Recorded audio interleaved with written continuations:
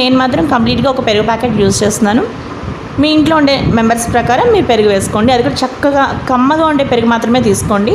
అలాగే నెక్స్ట్ ఇక్కడ నేను కూలింగ్ వాటర్ యాడ్ చేస్తున్నానండి. జస్ట్ ఫ్రిడ్జ్లో పెట్టిన తర్వాత ఆ వాటర్ యాడ్ చేస్తున్నాను. మీరు ఈ ప్లేస్లో ఐస్ క్యూబ్స్ కూడా మీరు వేసుకోవచ్చు.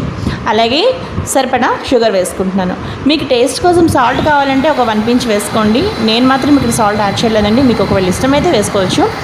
ఇక్కడ జస్ట్ నేను షుగరు, పెరుగు ఇప్పుడు నేను వీటిని బ్లెండ్ చేస్తున్నాను అనమాట. చూసారు కదా, చక్కగా మనకి బ్లెండ్ అయిపోతుంది.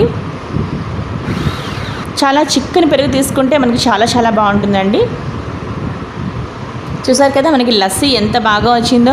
మన ఇంట్లోనే ఎంతో టేస్టీగా క్రీమీగా లస్సీ ప్రిపేర్ అయిపోయింది. చూసారు కదా, ఇప్పుడు చక్కగా దీని గ్లాసుల్లో పోసుకుని మీ ఫ్యామిలీ మెంబర్స్తో, మీ పిల్లలతో చక్కగా ఎంజాయ్ చేయండి. వాళ్ళు కూడా చాలా హ్యాపీగా ఎంజాయ్ చేస్తారు ఈ రుచిని. చూసారు కదా మనకి కూల్